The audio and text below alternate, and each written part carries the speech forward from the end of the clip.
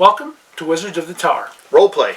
In this episode, we're going to be talking about Evil Hat Game Productions game, Blades in the Dark.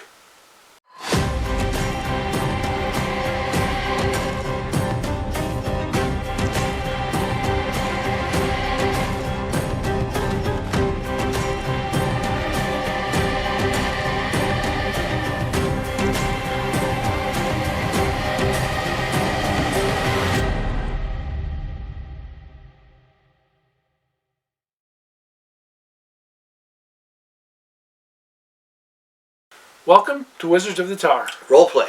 And we're going to talk about the game Blades in the Dark by Evil Hat Productions and John Harper. Right here, I'm sure people have seen this book. Yeah. If not, well, here it is. So we've started playing it online a few times.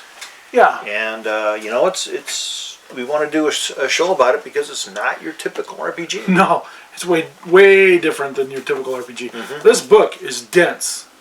I think I paid $40 for this book, and it is dense. It's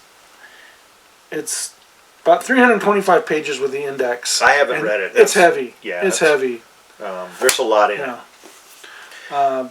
So what's the basic plot line behind Blades in the Dark? It's a heist game. Well, it is, but it takes place in a mythical city. Right. Where in Victorian steampunk time frame. Kind of a time frame, kind of a setting. It takes place in Duskwall, which is a city surrounded by a cursed ocean that has some kind of a magical mishap took place. Leviathans and some demons kind of a magical mishap took place and covered the sky in darkness. And so the city just exists with this kind of twilight zone for actual, during the an actual twilight zone of twilight light that just barely creeps in, and there's very few things are alive. There's virtually no plants.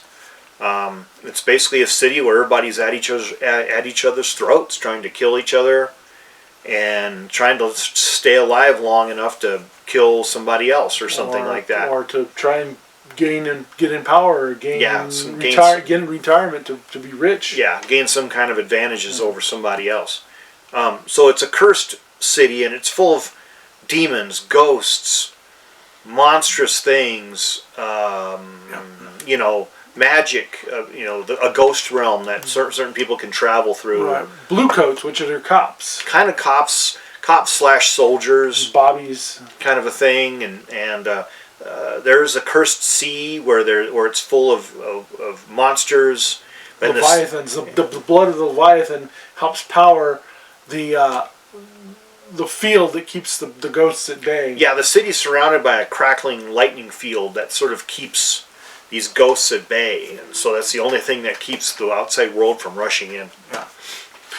It's a way different kind of game. So when we say it's a heist game, imagine Ocean's 11, 12, 13. Yeah. Army of the Dead, Army of Thieves, which are recent Netflix movies. So it's a heist. You're trying to steal or a caper or do things. Now in this, your team, the group of players decides what kind of villains they are, whether they're out to assassinate people, or they're out to steal things, or they're out to help the poor person. They're out to frame somebody for some kind of rough vigilante justice or something like that. You get the group gets to choose, and then the DM works off that. You choose what you're going to do. It's a very improv heavy sort of game where you basically just tell me what you're doing and how you're doing it, and we'll see if it'll actually work or not. That sort of thing. Yeah. The person that's running the game doesn't tell you what you're going to roll. So you have different attributes that you have, and you pick what one you're using, whether it's whether you're using prowl or finesse, or you're using hunt or things like that to do the action. And then you roll that many dice, 6-sided dice, to determine if you succeed. Now, a 1, 2, and a 3 is a fail. Yeah. You fail. And then bad things are going to happen. A 4 and a 5 are a success with a consequence. So something bad is going to happen. Yeah. You succeeded, but something bad is going to happen. Yeah. And a six is a success. Now, if you roll double sixes, then it's a critical success. Yeah. And better things happen. Now, the odds of that happening aren't very good because in most cases you're rolling 2 or maybe 3 six-sided dice at best. Yeah. The game, the game itself is, and if anybody's ever seen like these kind of classic heist movies, I'm thinking a lot of like the stuff from the 60s and 70s where they would have these elaborate setups to where they gathered all the people together, dug through the tunnel, got underneath the bank, blew it at the vault, and all these different things that went wrong, and all these different elaborate characters. You know that the actor's really only about 20% action. The rest of it is all set up. Right. So that's kind of how Blades in the Dark is. It's most of it is set up. You're setting up for the action. The action takes place, and then once the action is over, then you have all this other stuff like downtime that takes place after that. So when you're doing your actions, you're building up stress. Yeah. And stress is a killer. Yeah. Because when you take too much stress, then you start taking damage. And damage can be bad.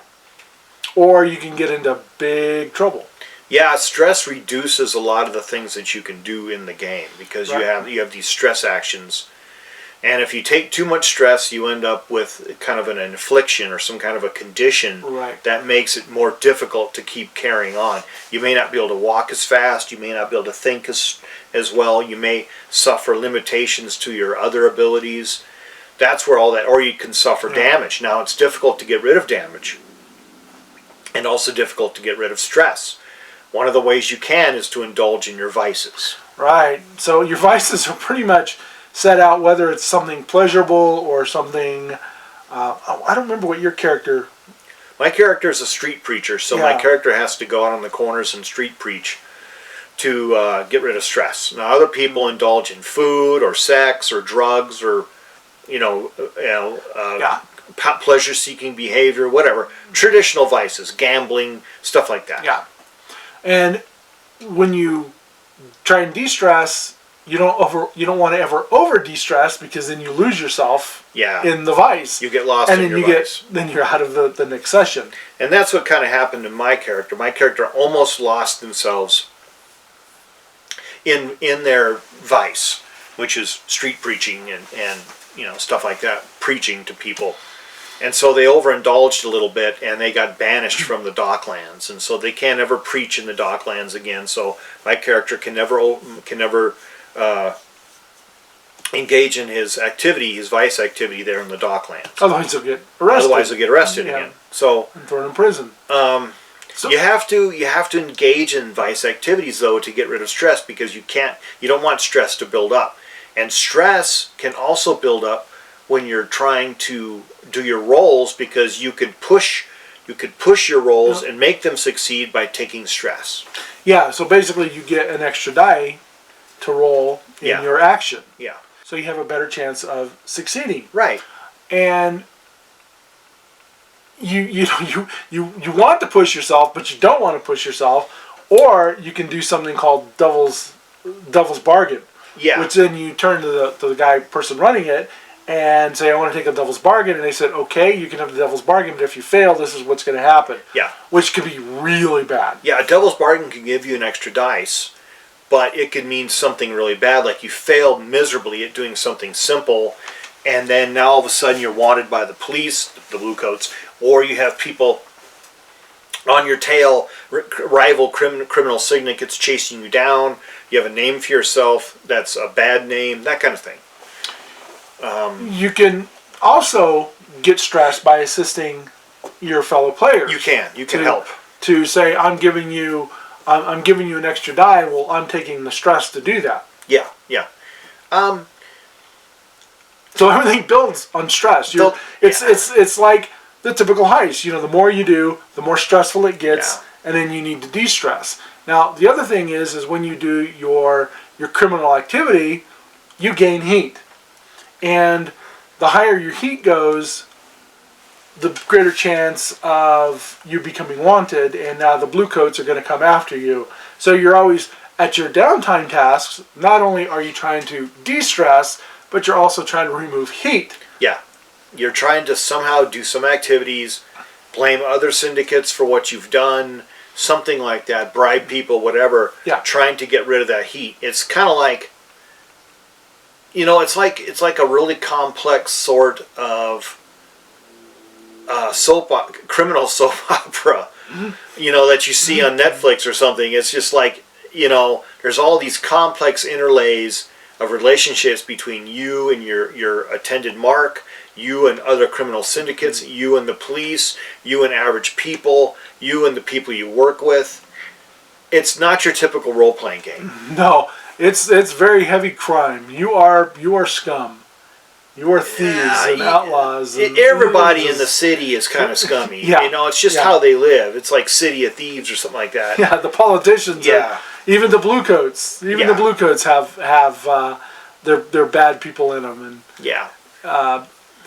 So when you're trying to move all this heat, you might get picked up by the police in part of the activity. That actually happened to my character. Yeah. And now she had to talk her way out of what was happening, and oh no, it's not us. I'm just this innocent person. And you got the wrong person. And here's what I know. And so you're taking heat. You're removing heat that way.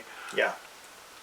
In your heist, you can also do a flashback to try and, because you can never fully prepare. So if you do a flashback, i.e. Oceans 11, 12, and 13, when they do the flashbacks, that's how you're prepping for things. We knew that we were going to be there, so we left a pile of rope so we could get over the wall. Yeah, just in case when you turned the lights out, we were still in the hallway. We left a flashlight on top of this shelf. Not really a flashlight, but like maybe a lantern. Yeah, or a lantern candle. or something like that. We left a lantern on top of this shelf that we can reach up and ignite it, and we can make our way out of the tunnel. Yeah. That kind of thing. One of our games, we had a dog that was coming after one of the players, so we had to do a flashback to get back over the wall to distract. Yeah. To distract the lion-like creature is what it was. Mm-hmm. Yeah, that kind of thing. And defeat the lion so it wouldn't focus on this other character. Yeah. So they wouldn't get chewed and mauled and beat up. So, we had like a ladder prepared and stuff like that so we could get back over the wall just in case. There's things like that you can do in flashbacks. Yeah. To help you out. It's kind of interesting. There's a lot of things in the game that's really interesting. It's not a game for everyone. It's complex. And, it's heavy role play. It's very heavy role play. Its setting is this one little micro setting, which is the city. You have these different districts in the city, but it's not like you're raging all over the planet or on different levels or planes or anything like that. You're just basically stuck in a city. Now, you could possibly go outside of the city. There was Glass Cannon. A lot of us were watching the episodes through that, and they actually at one point left Duskfall to go someplace else, and then came back to Duskfall. Yeah, I can see that. Yeah, you could probably do that. And you have different races of people. So Tom and I and one other character are basically like Egyptian or Indian or Persian ancestry. And then you've got people who are Akaros. You have people who are barbaric, maybe you're like the horse riders, and you have people who are like the Vikings. So you have all these different kinds of people. It doesn't really make any sense, to be honest, because you're in a Victorian era London. Yeah, it's very much like a Victorian era. You're not going to have barbarians running around, That's just kind of weird, but you have different races who coexist, and they have different attributes. Yeah. One of the attributes I have is I'm very stealthy, that's why I took that parts, because I could be sort of stealthy. Yeah, and my character is a person who likes to talk and sway. Right. Consort and sway people. Yeah, very talkative. That's where their strong points are. Very, very persuasive. Yeah. There's a lot of persuasive stuff in the game, which I think is kind of cool. You work hard to try to persuade people to do things. And try to succeed in persuading. Yeah, talk them into doing things. Yeah. Talk them out of doing things. And so in that sense, it's kind of neat that you can roll and succeed on persuasion checks in a way. And so you don't have to engage in combat. That's kind of the way I like to see my character. It's not combat heavy, but more along the lines of trying to persuade. Kind of like Simon Templar in the Saint TV show, you know? How he just basically through trickery and guile and persuasion was able to succeed in doing certain things. You know, I've always thought that's kind of more interesting than just jumping in and start beating people to death. Yeah, yeah. Tom and I's characters both are non-combat related characters. Like I said, mine, she calls herself the Black Cat, so she is very prowls about, and that's one of the things she's working on is working on this whole divisive thing of perpetuating this rumor of this demonic black cat that can take kind of human-like form. So that's part of the other part of the game during your downtime is you use clocks, whether it's a 4, 6, or 8 clock that you start doing things on to try and start building these kind of things. Designing things, whether it's poisons or bombs or a weapon or a tool that you can use. Yeah. I mean, you're trying to build a street legend around your character, the Black Cat. Right, this black cat, which is a demonic black cat. I kind of imagine her kind of like this Victorian Catwoman type character. And then my character's trying to make these special gauntlets with like claws in them so that you can use for fighting. If I need to fight. If you need to fight, but it's kind of like, you know... or climbing. Or climbing, yeah. The black cat's like Catwoman's claws, you know, scraping, doing this stuff. You know, it's kind of interesting in that sense. You know, there's things you can do in the game that's really interesting. One thing you have to understand about it, though, is that most of your gameplay is not going to be actual gameplay. It's going to be maintenance of your character and your group. Yeah, there's a lot of micromanagement. There's a lot of micromanagement in there. So I say that the game... not just the character, but the group itself. The group itself and the scenario. So that's why I say it's not your typical role-playing game, and it probably isn't for a lot of people who really like action-oriented role-playing games. You've got to be interested in this sort of scenario and heavy into role-play. And very improv as a person running it. Yeah. Now, if you're running this game, it's extremely improv because your players are going to tell you what they want to do, and then you have to come up with. Yeah, you had to figure out what to do. Yeah. I mean, we had to find a way to get a fully loaded wagon out of a warehouse into the street and down the street. So, I mean, there were some basically beef cattle milling around in the feedlot, and we managed to grab one and hook it up to the wagon and use it as a beast of burden to try to pull our wagon down the street, which I didn't think it was going to work, but our DM let us do it. Yeah. You know, we just improv the whole thing, and yeah, it was all very right there at the top. You know, yeah, trying to figure things out. Yeah, it's just basically like, you know, skin of your teeth trying to get that thing done, and it did work, but I could really see where a lot of DMs would totally balk at something like that and say, what? There's no way you're going to do that. It's ridiculous. Yeah. This is not a game for your GM to say no. It's a matter of tell me how you're going to do it and describe how you're going to do it. Yeah, and try how you can get away with it. Yeah, exactly. So and so in the Blades of the Dark family, there are a lot of different games that are like Blades of the Dark. So there's another one called Band of Blades, which is a fantasy RPG where you have an army who was fighting orcs and you're trying to get back home, and I don't know all the details, but it's fantasy Blades in the Dark, where you're the army trying to get back home to save the people. Yeah. Another one they have, which our GM told us about, was called Sea of Deadmen, which is a pirate version of Blades in the Dark. Now, it does not have a book. It's PDF only. Wow. And I haven't looked a whole lot into it, but basically it's pirates, you know, and you're trying to talk how it's Blades in the Dark done as pirates. The last one we have, which if you buy the hardbound book and you message them, they will send you the PDF, which is Court of Blades. And the way to describe Court of Blades would be like Louis XIV France. So you are a courtier. There's a lot of those shows out, you know, that you see like on Netflix or Amazon that take place during these, you know, like Dangerous Liaisons, that movie with John Malkovich and stuff. It's kind of like that. It's a lot of court stuff, a lot of backstabbing, a lot of intrigue. Blades in the Man Dark. in the Iron Mask. Yeah, Man in the Iron Mask. Like, probably with less action. Right. Yeah, a lot of court intrigue, which the new movie Jean de Barry, which Yeah. is Johnny Depp's new movie, which Yeah. is about Louis XIV Yeah. and Jean de Barry, who was this woman of common birth who came up into his court and Yeah. built her reputation as this I mean, courtesan and this mistress of Yeah. Louis XIV. The fun thing is, in all these books that I've seen, is the artwork is actually is pretty fun and pretty good. So you have like the eye here. That's Yeah. one of the character things. Now, Blades of the Dark, the art is very dark and very shadowy. yeah, that's a pretty good example of it. I mean, I wouldn't consider it to be exceptional, but it's very. It fits what It you're trying fits to what do. you're trying to do. Yeah. There was some more of the art. I mean, we've reviewed some role playing game stuff where you've got really exceptional artwork. Yeah. This is kind of okay, but man, this is one dense book. I got to tell you. You pick it up and you just feel the I weight. mean- Now, Court of Blades, if you weigh this book, and this is a 3... There's a kind of a leaping thief, if you can see that. See, this is 328 pages, not counting these back 3 There's blank a pages. full moon kind of thing there. Weigh the density of that. Actually, this feels heavier than this. Yeah, a Blades in the Dark book is dense and heavy. Yeah. It's very heavy. I mean, there's nothing wrong with that. It's just No. It's just there's a lot of information in it. Okay, Yeah. how to play.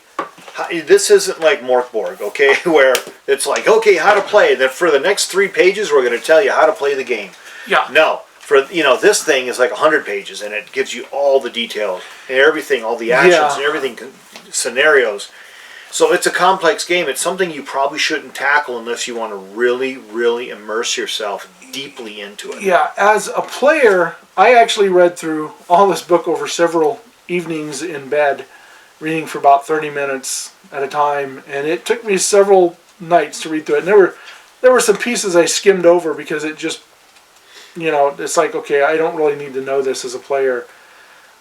As a player, it helped me reading this book because it gave me insight to help myself and help Tom Yeah. play this game Yeah. without him having to read the book, and then to help our GM Yeah. as well, and to know the rules and ask questions. So let's kind of give it an honest critique here. Now, Blades in the Dark is also played with 6-sided dice. That's Yeah. all you need to play Yeah, this game. that's- Is 6-sided dice. We use a dice roller online because we Yeah. play it online.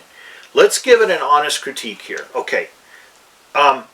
Playing it online with the group we have is fun, so we're going to keep playing. Yeah, it. we have a great group. It's the We have same a group really that we great actually group. played Pirate Borg with. Yeah. But let's look at it from an honest point of view and say, would we just pick it up ourselves and play it if we weren't really involved in an actual good game group like we are? I would have never picked this up, but when our game master from Pirate Borg said, "Hey, I'm looking at playing this game or this game," and we both said, "Well, this kind of sounds interesting. We'll try it out and we'll play Yeah. it." So we were both on board with that. I had seen this before, and I'd heard things about it, and I hear how great it is and how it's a completely game changer of an RPG. And yeah, it's a game changer of an RPG. Is it an RPG for everyone? No. Yeah. No. Yeah, it's not one for everybody. This is not a D&D style game. Okay. For someone like myself who's played a lot of Pathfinder, this is not a Pathfinder style game. No, it's completely different. It's completely different. It's really along the lines. Vampire the Masquerade. Yeah, things it's like, really along the lines of that. Or the World of Darkness games. For people who are really like high maintenance, high character, high detail sort of games. Very mind's eye. Yeah, this is not a drop-in game where Jim drops in for a couple hours and then drops out.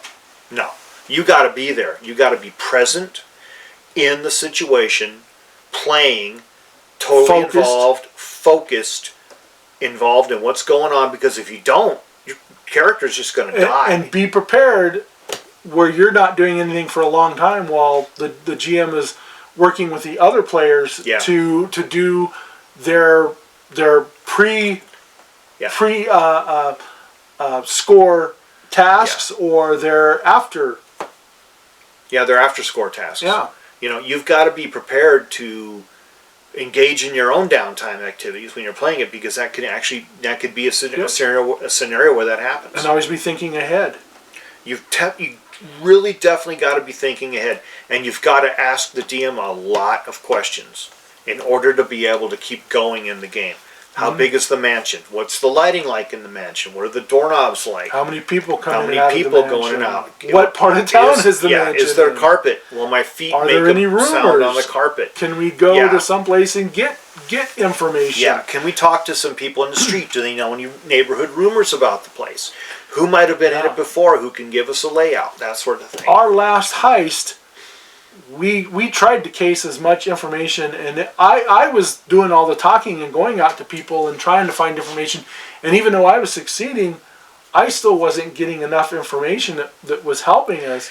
And then we come to find out what was going on. We're like, holy crap, this is a whole different turn. And I started putting things together before the heist. Yeah. Just how, okay, wait a minute, things aren't right here, because what had happened is there was a person that we started off in prison with that we escaped with. No spoilers now. Well, it doesn't matter because this is our own game. Still, but so yeah. We had a person that had an affair with a council member, and that person's wife was a council member, and they ruined this person and got them thrown in prison, took their kid away. So when we went to try and get the kid, we found out that the councilman that they were married to had vanished. And we started finding statues of people that had gone missing. And then we're like, okay, things aren't adding up here. And when we finally got the kid, well, no spoiler on that, but it didn't end up the way we thought it was. It's got a which lot turned into a bigger heist. Yeah, it's got a lot of layers. It's kind of like one of those twist and turny things where, you know, you're breaking into a bank, just you think you're going to get money, but instead you find like espionage documents of international, importance, and you realize that, I'm in possession of like nuclear secrets instead of like, $50,000. Now what do I do? It just keeps getting bigger and bigger like that, and more dangerous. And then as the heist goes up, you're starting off as a 0-level group, moving your way up and facing groups that are like 7 or 8 level. Yeah, that's and hard. You have to back off from those and wait until you can actually face them. Yeah, wait till you can take on people like that who are just really big movers because you're just a tiny fish. And as a little tiny fish, you're paying protection money to the bigger fish, which takes money away from you that you're trying to earn for your own retirement or your own actions to build yourself up. It's like a really complex Sopranos thing. It's a very much Sopranos. Godfather stuff. I mean, it's just really, man. Yeah, it's very much Sopranos and Godfather. Yeah. So, I would give Blades Out. I'm really enjoying the game. I really enjoy the role-playing aspect of it and the in-depth of it. I don't like the heavy micromanagement. Unfortunately, one of our other players is doing all the group micromanagement. Yeah, that's really good. Which kind of helps, but we're kind of lost in it. We're just kind of like members of the group and doing the stuff. I like it too. I like a lot of the aspects of it, and I like that I can play a character that isn't like supposedly just a killer. Yeah, and I like the fact that I can perpetuate this whole backstory myth of this cat-like demon that can take human form to scare people. So anyway, we're going to end this episode of Wizards of the Tower. Roleplay. Don't forget to like, share, subscribe, spread the word. Follow us on Discord. Leave a comment. We'll always reply back, even if it's just a simple thanks for your comment. Please don't leave any negative comments. If you want to leave them, we're going to remove them. So if it's too negative, discussion is fine. But if you want to come on as a hater, save yourself the trouble and forget about it because it's going nowhere. Don't be a troll. If you don't like us, don't just ignore us. Yeah, we're small. We're not big fish. Yeah, we do this for fun. So anyway, may all your adventures be epic and keep on rolling. Don't forget to stab that like and subscribe button on your heist on this channel.